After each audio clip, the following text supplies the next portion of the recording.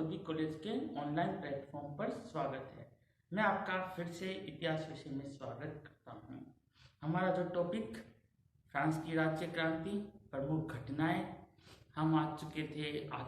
जो सितंबर हत्याकांड था वहां तक आ चुके थे। राजा के खिलाफ विद्रोह हो चुका था।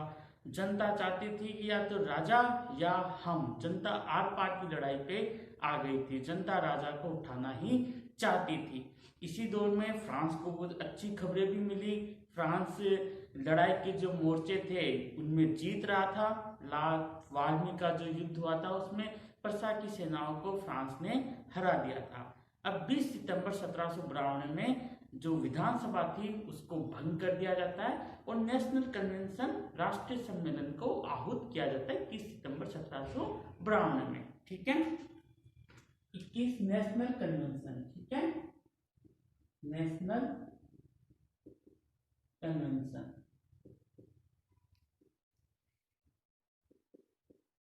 राष्ट्रीय सम्मेलन।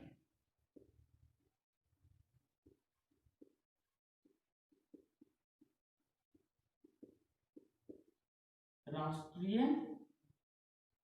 सम्मेलन ये नेशनल कन्वेंशन को आउट किया जाता है 21 सितंबर 1752। 21 सितंबर 1752 में नेशनल जो कन्वेंशन था उसको आहूत किया जाता है। इसमें क्या होता है, इस नेशनल कन्वेंशन के सामने इसके जो चुनाव हुए थे वो वयस्क मताधिकार के आधार पर हुए थे। ठीक है, इसके जो चुनाव हुए थे, चुनाव वयस्क मताधिकार पर आधारित हुए थे। वयस्क मताधिकार मतलब जो वयस्क जो लोग थे उस वक्त जो आयु निर्धारित की गई थी वयस्क मताधिकार मतलब इससे पहले के जो चुनाव हुए थे वो तो हुए थे जो टैक्स देते हैं उनके ऊपर। ठीक है, समझना कि जो राष्ट्रीय सभा के जो चुनाव हुए थे वो तो टैक्स जो पेयर थे उन्होंने किए थे, जो मत दिया था। यहाँ पे जो वयस्क मताधिकार का प्रयोग किया गया, वयस्क मताधिकार का प्रयोग।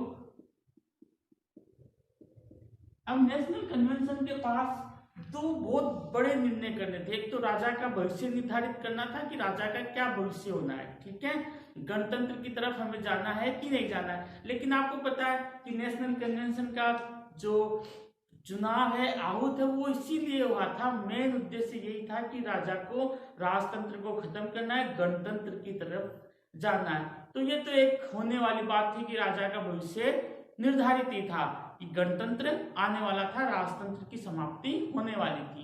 एक फ्रांस को गृह युद्ध से बचाना था। गृह युद्ध की जो परिस्थितियां बन रही थी उनमें हमें आगे बढ़ना था।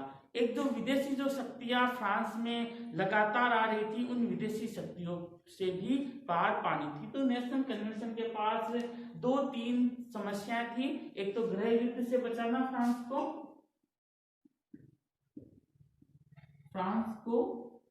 गृह युद्ध से बचाना मतलब अपनी ही आंतरिक जो शत्रु है उनसे बचाना, गृह युद्ध से बचाना। एक विदेशी शक्तियों से मुकाबला करना, विदेशी शक्तियों से बचाना या विदेशी शक्तियों से मुकाबला करना। एक राजा का भविष्य निर्धारित करना, मुकाबला करना। तीसरी समस्या थी राजा के भविष्य पर निर्णय करना। निर्णय हुआ था, से मोहर लगानी थी। राजा के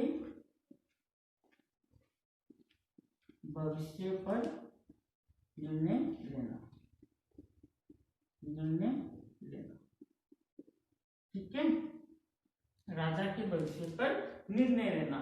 निर्णय हुआ था, गणतंत्र आने वाला था। तो पहला जो बैठक में जो पहला डिसीजन हुआ वो यही हुआ कि आज से राजतंत्र की समाप्ति, आज से फ्रांस एक गणतंत्रात्मक राज्य माना जाएगा। ठीक है, इसने जो पहला जो निर्णय लिया वो यही था। फ्रांस में गणतंत्र की स्थापना और राजा के लिए क्या निर्णय लिया उन्होंने, राजा पे राजद्रोह चलाने का फैसला किया। ठीक है, भी राजा ने जो ब्रुंसविक ने जो घोषणा की थी उसके ऊपर की भी विदेशी शक्तियों का जो आमंत्रण है वो राजा ने दिया है। ठीक है, राजा पर अभियोग, राजा पर राजद्रोह के तहत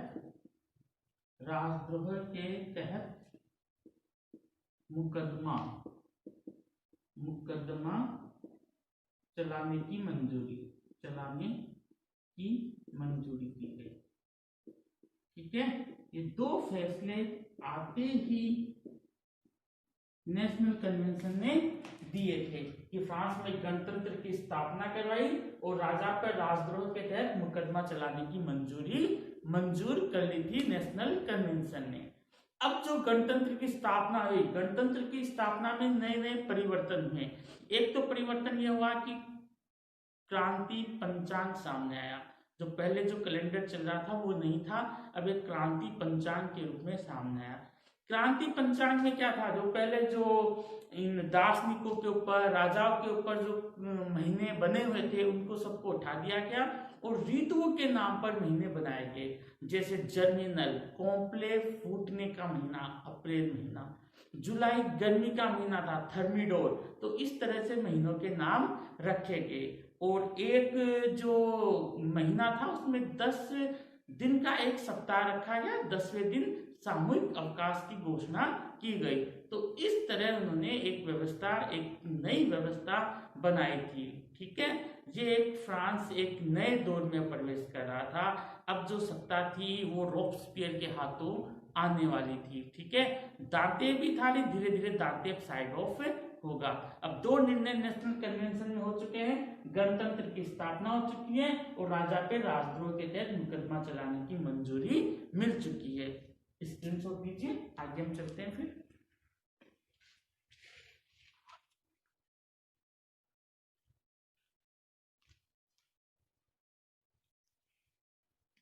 आगे हम चलते हैं।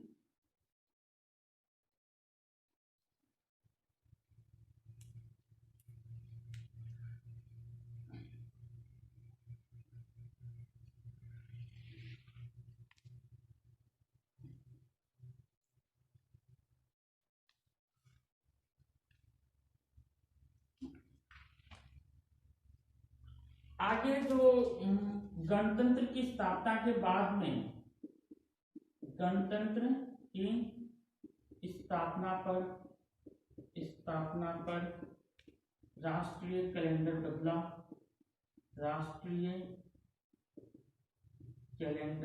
बदला और जो राष्ट्रीय कैलेंडर था उसमें क्या किया गया, चेंज किए गए। क्रांति कैलेंडर का नाम हुआ वो क्रांति कैलेंडर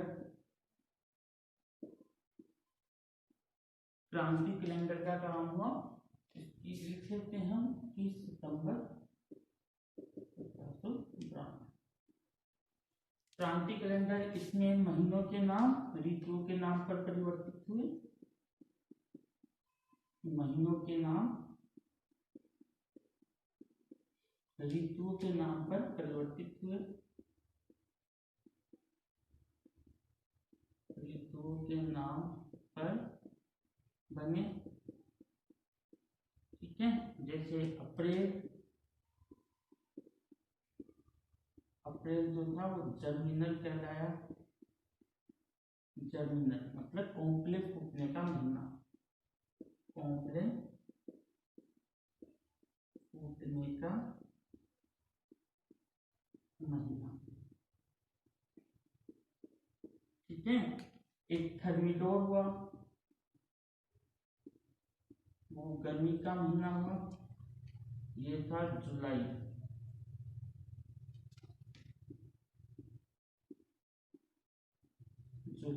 थर्मिडोर।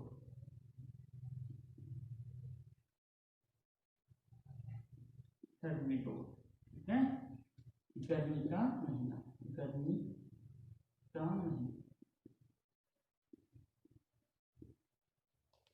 10 दिन का एक सप्ताह है। 10 दिन का एक सप्ताह है। 10वें दिन सामूहिक अवकाश। 10वें दिन सामूहिक अवकाश। बहुत जोरदार परिवर्तन हुआ था जब गणतंत्र की स्थापना हुई फ्रांस में। अब आगे हम चलते हैं। राजा पे जो अभियोग चलाने की मंजूरी दी थी उसमें राजा को दोषी पाया गया और राजा को मृत्युदंड दिया गया। अब नेशनल कन्वेंशन में एक दो तीन चीजें हो रही थी। अब जीरोदिस्ट और जैकोबिन, इनमें आपसी तनाव बढ़ने वाला था क्योंकि जीरोदिस्ट ने अपनी सत्ता प्राप्त कर ली थी किस तरह से फ्रांस को उलझा के, अब जैकोबिन की सत्ता आने वाली है तो उनमें आपसी तनाव हो रहा था। जैसे जीरोदिस्ट क्या चाहते थे, जीरोदिस्ट चाहते थे राजा को माफी मिले और सितंबर हत्याकांड के वाले लोगों पे, कोई दोषियों पे कोई कार्यवाही नहीं हो। रॉब्सपियर और जैकोबिन चाहते थे नहीं, ऐसा नहीं होना चाहिए, राजा को माफी नहीं मिलनी चाहिए। तो इस तरह से इनके मध्य आपसी तनाव हो गया।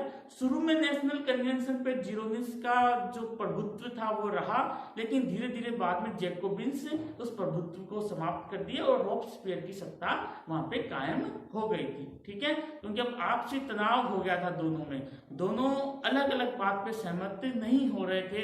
पहले सहमत हो रहे थे क्योंकि तब उन्हें संविधानवादियों से लड़ना पड़ रहा था, अब वो आपस में लड़ने लग गए। फिर बाद में जब जैकोबिन आ जाएंगे तो जैकोबिन में भी आपस में झड़प होगी। तो ये इस तरह से क्रांति का जो काल था वो यूं ही चलता रहता है।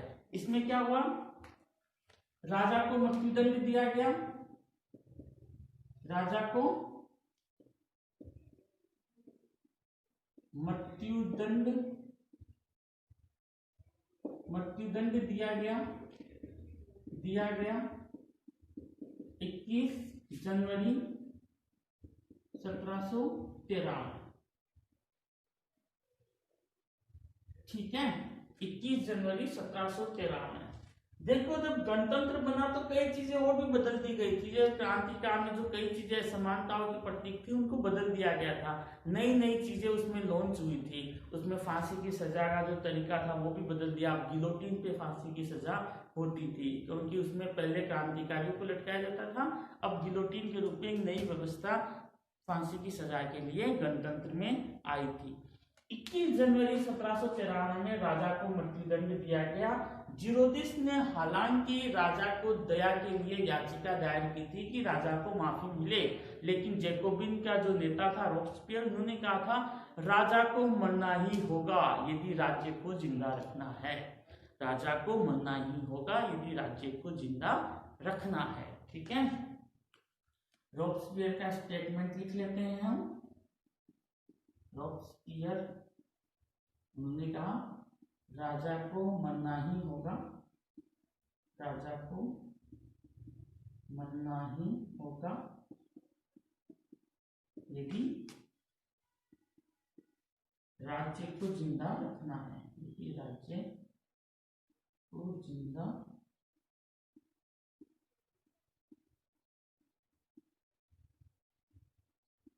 रखना है। ठीक है, लेकिन राजा सबकी सहानुभूति लेकर मरा। 21 जनवरी 1793 में राजा के चेहरे में मृत्यु का बिल्कुल भी खौफ नहीं था, उसका चेहरा बिल्कुल शांत था और उसने कहा गिलोटिन पे चढ़ने से पहले कि फ्रांस की समृद्धि के लिए मेरे खून यदि काम में आ सके तो बहुत बड़ी बात हो कि राष्ट्र चिरंजीवी हो। ये जो बात उसने बोली उससे पूरा सिनेरियो बदल गया और राजा के प्रति जो नेगेटिविटी थी वो सारी की सारी चेंज हो गई। अब क्रांतिकारियों का जो बुरा दौर था वो भी आने वाला था निश्चित रूप से, क्योंकि राजा के इसी स्टेटमेंट ने राष्ट्र चिरंजीवी हो, क्योंकि राष्ट्र से बढ़कर कोई नहीं है, ना राजा है ना प्रजा है, कोई नहीं है। यदि राजा गलत है तो राजा को भी फांसी की सजा हो रही है। ठीक है, उसने कहा कि यदि मेरा खून फ्रांस की समृद्धि के काम में आ सके तो बहुत बड़ी बात है और राष्ट्र चिरंजीवी हो। तो इस तरह राजा को मृत्युदंड 21 जनवरी 1793 में मिल गया था। ठीक है, आगे हम चलते हैं, ले लीजिए आप इसका स्क्रीनशॉट।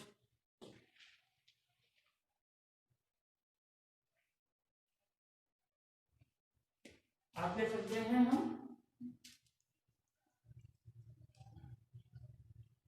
आगे और स्थिति बिगड़ने वाली है। अब अब तक तो फ्रांस जीत रहा था विदेशी शक्तियों से, अब तो फ्रांस वापस हारने के कगार पे जाएगा। अब नेशनल कन्वेंशन का भी दौर खत्म होने वाला है, अब जैकोबिन्स का दौर आएगा। ठीक है, देखिए फ्रांस की क्रांति क्या क्या चीज कर रही है।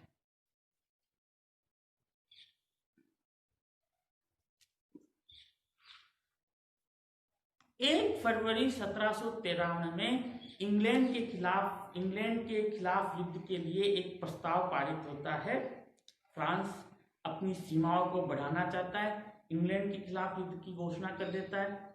अपनी प्राकृतिक सीमाओं को प्राप्त करने के लिए, राइन तक की अपनी प्राकृतिक सीमाओं को प्राप्त करने के लिए वो हॉलैंड के खिलाफ भी युद्ध की घोषणा कर देता है। ऑस्ट्रिया, प्रसा, बेल्जियम पहले से उससे युद्ध में उलझे हुए हैं, तो एक तरफ से चारों तरफ से युद्ध के मैदान में फ्रांस घिर जाता है। ये जो चारों हैं एक संघ बनाते हैं, उस संघ का नाम होता है प्रथम संघ। ठीक है, प्रथम संघ की जो सेनाएं हैं वो फ्रांस को पूरी तरीके से हराने लग जाती है। इसी दौर में जो डुमोरियो जो सेनापति था फ्रांस का, वो शत्रुओं से जा मिलता है। अब परिस्थितियां बिल्कुल बदल चुकी है। रॉब्सपियर इन विपरीत परिस्थितियों में फ्रांस को गृह युद्ध से बचाने के लिए, फ्रांस को विदेशी शक्तियों से बचाने के लिए जो अपनी जो सत्ता थी उसका इस्तेमाल करता है और नेशनल कन्वेंशन पर अधिकार कर लेता है। इस तरह नेशनल कन्वेंशन का भी दौर खत्म होता है। इसको लिख लेते हैं हम। 1 फरवरी 1713 नेशनल कन्वेंशन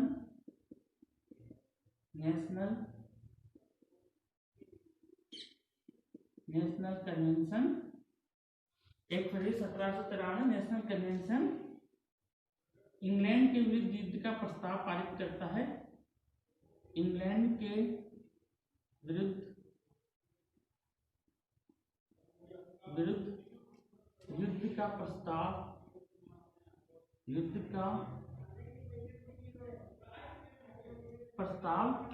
पारित करता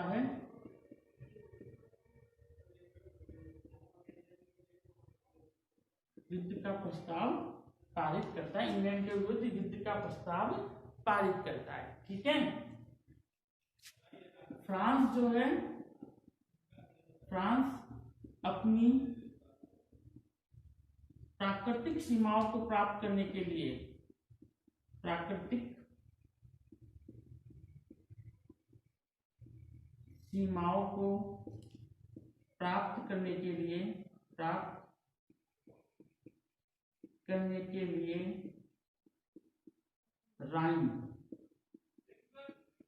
राइन नदी, ठीक है, प्राकृतिक सीमाओं को प्राप्त करने के लिए क्या कर लेता है, हॉलैंड के विरुद्ध युद्ध की घोषणा करता है। हॉलैंड के विरुद्ध युद्ध की घोषणा करता है। अब एक तरीके से फ्रांस किन किन के खिलाफ लड़ रहा है, इंग्लैंड, हॉलैंड, बेल्जियम, ऑस्ट्रिया, प्रसा पहले से युद्धरत है, ऑस्ट्रिया और प्रसा। ठीक है, ये मिलके एक संघ का निर्माण करते हैं जो कि प्रथम संघ कहलाता है। और ये प्रथम संघ जो है वो फ्रांस को बुरी तरीके से हराता है। फ्रांस की हार होती है। इसी हार के दौर में, फ्रांस की इसी हार के दौर में जो डुमोरियो फ्रांस का सेनापति था वो शत्रुओं से जा मिलता है। ठीक है, डुमोरियो शत्रुओं से जा मिलता है। ठीक है, शत्रुओं से जा मिलता है। फ्रांस की परिस्थितियां लगातार बदल रही है। नेशनल कन्वेंशन की हालत भी खराब हो रही है। अब फ्रांस युद्ध में हार रहा है, प्रथम संघ फ्रांस तो हरा रहा है। डुमोरियो जो सेनापति था वो भी जाके मिल जाता है। इस दौर में जो पेरिस की जो कम्यून था उसमें क्या होता है, एक चीज और होती है। जो जीरोदिस का जो नेता था पाशे, जो युद्ध मंत्री भी था, पाशे जो युद्ध मंत्री था, वो अपने धन बल और प्रभाव के साथ जैकोबिनों में शामिल हो जाता है। ठीक है, जैकोबिन और जीरोदिस की लड़ाई है ये पहले कौन थे, जीरोदिंस थे, अब जैकोबिन में शामिल हो गए और जैकोबिन में शामिल होते ही इनको फ्रांस का मेयर, फ्रांस की कम्यून का ये मेयर बन जाते हैं। फ्रांस की कम्यून का ये मेयर बन जाते हैं। ठीक है, मेयर बन जाते हैं फ्रांस की जो कम्यून। अब उसमें रॉब्सपियर वो सत्ता में है।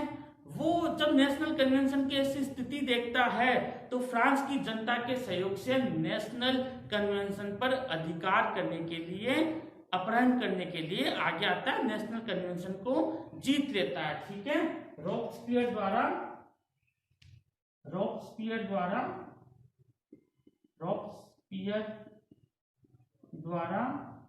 नेशनल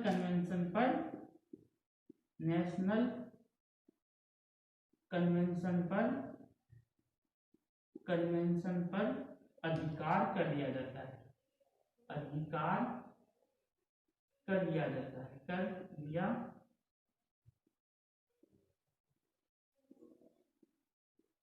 कर लिया जाता है।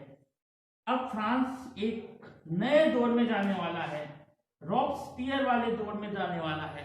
अब आतंक का राज्य का भी फ्रांस में आने वाला है। एक साल का एक आतंक का राज्य फ्रांस में कायम होता है।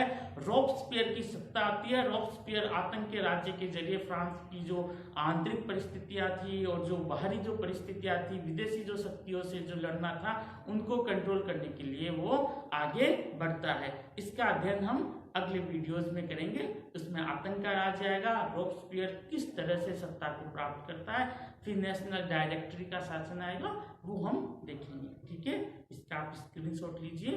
धन्यवाद।